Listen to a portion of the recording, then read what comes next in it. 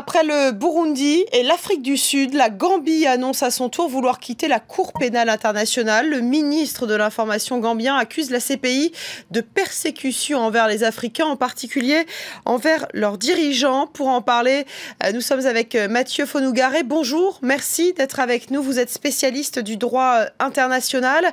Comment expliquer cette vague de départ de pays africains de la CPI ?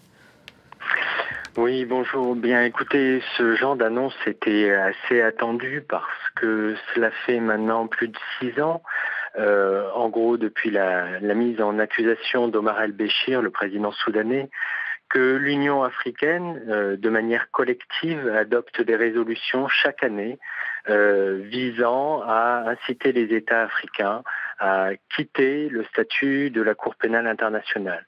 Jusqu'à présent, aucun n'avait osé franchir le pas. Le Burundi a été le premier. Maintenant, ils sont 3. Peut-être certains suivront.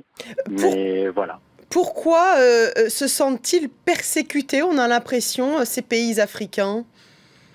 Tout simplement parce que sur les 9 situations qui font l'objet d'une enquête auprès de la Cour pénale internationale, 8 concernent le continent africain et jusqu'à un présent assez récent, il y avait 8 situations qui concernaient 8 pays africains.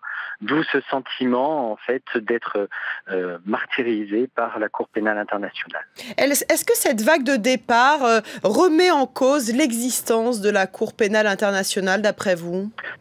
Non, pas du tout, parce que déjà le statut de la Cour pénale internationale a été ratifié par 124 États. Pour que la Cour puisse fonctionner, il faut 60 États.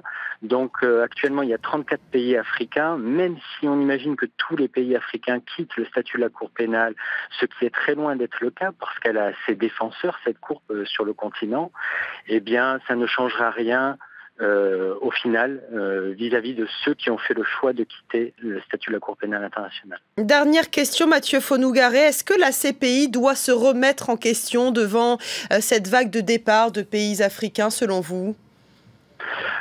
Écoutez, la Cour pénale internationale est un des organes du maintien de la paix au niveau international.